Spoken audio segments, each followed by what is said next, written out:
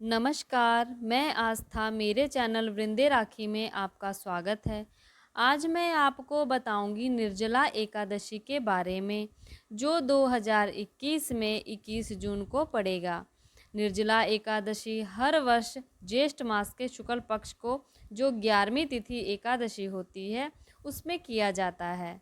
इस व्रत को करने के क्या नियम है और इस व्रत का क्या महत्व है और इसकी कथा है, जो वह सब मैं आपको बताऊंगी और वही बताऊंगी जो शास्त्रोक्त है, जो शास्त्रों में वर्णित है। तो आप इसे ध्यान से सुनिए और समझिए। एक बार युधिष्ठिर ने भगवान कृष्ण से कहा कि ज्येष्ठ मास की जो एकादशी है, शुक्ल पक्ष को जो पड़ती है, इसकी महिमा क्या है, आप मुझे बतलाइए। तो भगवान कृष्ण ने कहा कि इसका वर्णन परम धर्मात्मा सत्यवती नंदन व्यास जी करेंगे, क्योंकि संपूर्ण शास्त्रों के वह ज्ञानी हैं और बहुत ही विद्वान हैं।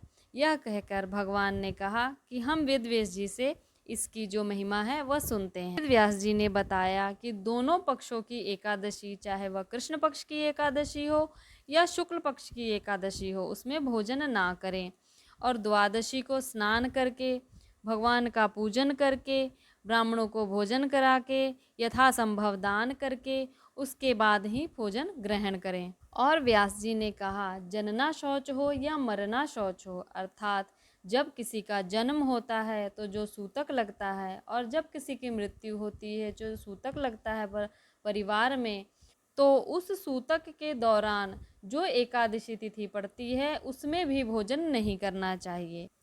यह सुनकर भीमसेन बोले, परम बुद्धिमान पितामह, मेरी उत्तम बात सुनिए। जो मैं कह रहा हूँ सत्य कहूँगा।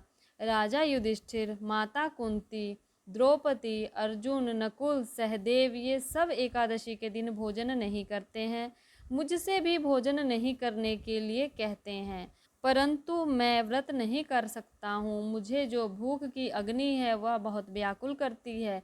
मैं एक समय भोजन करके भी व्रत नहीं कर सकता हूँ। तो ऐसा कहकर भीमसेन ने कहा, हे पितामह, मुझे कोई ऐसा व्रत बताइए जो वर्ष भर में मैं एक ही व्रत करूं और जिसे करने से स्वर्ग की प्राप्ति सुलभ हो तथा जिसके करने से मैं कल्याण का भागी हो सकूं।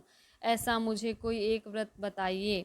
तब व्यास जी ने कहा, भीम, ज्येष्ठ मास में सूर्य वृष राशि पर हो या मिथुन राशि पर हो या शुक्ल पक्ष में जो एकादशी हो, उसका यथा यतन पूर्वक निर्जल व्रत करो। केवल कुल्ला या आचमन करने के लिए मुख में जल डाल सकते हो, उसको छोड़कर और किसी प्रकार का जल ग्रहण नहीं कर सकते हो, अन्यथा व्रत भंग हो जाता है।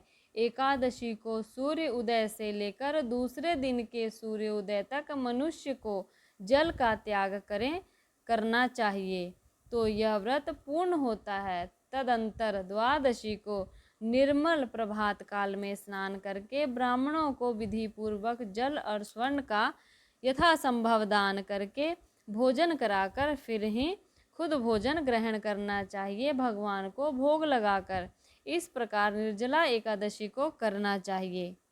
जो वर्ष भर एकादशी व्रत को नहीं कर पाते हैं, वह निर्जला एकादशी को करके सभी व्रतों का फल प्राप्त कर सकते हैं। और एकादशी व्रत करने वाले पुरुष को या स्त्री को कभी भी भयंकर यमदूत लेने नहीं आते हैं, उन्हें भगवान के पार्षद लेने आते हैं और वह वैकुंठ धाम उन्हें लेकर जाते हैं। एकादशी के दिन किए गए दान, जप, होम और भी जो भी धार्मिक कार्य हैं, वह सब अक्षय होते हैं। इसका फल कभी नष्ट नहीं होता है, जिसके प्रभाव से भगवान हमें पापों से मुक्त करते हैं और मनुष्य वैष्णव पद को प्राप्त कर लेता है। जो मनुष्य एकादशी के दिन अन्न खाते हैं, उसे सभी प्रकार के पापों का दोष लगता है। निर्जला एकादशी के दिन श्रद्धालु स्त्री पुरुष को जो दान करने का फल है वह बहुत ही उत्तम फल मिलता है। निर्जला एकादशी के दिन जो भी अन्न, वस्त्र, गौ, जल, शैया, सुंदर आसन, कमंडल और छाता का दान करता है, जल का दान करता है, जो श्रेष्ठ एवं सुपात्र ब्राह्मण को जूता दान करता है, वह सोने के विमान पर बैठकर स्वर्ग लोक को पहुंचता है। जो इस एकादशी की महिमा को सुनता है, कहता है, दोनों ही स्वर्गलोक में जाते हैं। इस बात को सुनकर भीमसेन बहुत ही खुश हुआ और उसने कहा कि अब वह निर्जला एकादशी को जरूर करेगा और निर्जला एकादशी का व्रत करना प्रारंभ कर देता है। इसीलिए इस निर्जला एकादशी को भीमसेन एकादशी भी कहते हैं। तो ये तो पूरी जानकारी और इस व्रत की कथा, बीच ही में इसी कथा में सारी जानकारी जो कथा के दौरान ही निर्जला एकादशी के बारे में बताई गई है वह सब मैंने आपको बता दी है। इसी प्रकार आपको व्रत को करना चाहिए। यदि निर्जला एकादशी के दिन आप बिना जल पिए व्रत नहीं कर सकते हैं तो ये नहीं है कि आप व्रत ना करें, आप व्रत जरूर करें। जिसके लिए संभव ना हो जल छोड़ना, वो जिस प्रकार एकादशी व्रत करता था उसी प्रकार वह एकादशी को करे। और यदि निर्जला एकादशी का व्रत शुरू करने के बाद गलती से अगर जल पी भी लिया है, किसी कारण से भूल कर या फिर बर्दाश्त नहीं कर सके हम अपनी प्यास को, तो जल ग्रहण कर लेते हैं, तो हमें भोजन नहीं कर लेना चाहिए कि व्रत खंडित हो गया है तो हम भोजन कर लें, क्योंकि एकादशी व्रत को अन्न नहीं खाना चाहिए।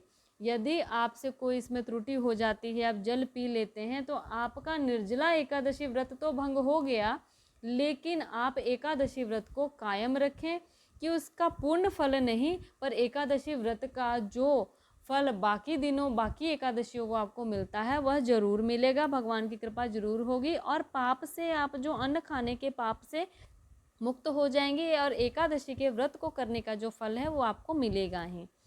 तो ये रही एकादशी के बारे में, जो निर्जला एकादशी के बारे में सारी जानकारी। तो इस प्रकार आप एकादशी को करिएगा और साथ ही अब चैनल को सब्सक्राइब कर लें। इस प्रकार की जानकारी मैं आपको समय समय पर देती रहूँगी। तो बेल आइकन को प्रेस कर लें ताकि आने वाली सारी वीडियो आप तक पहुँच सके। धन्यवाद।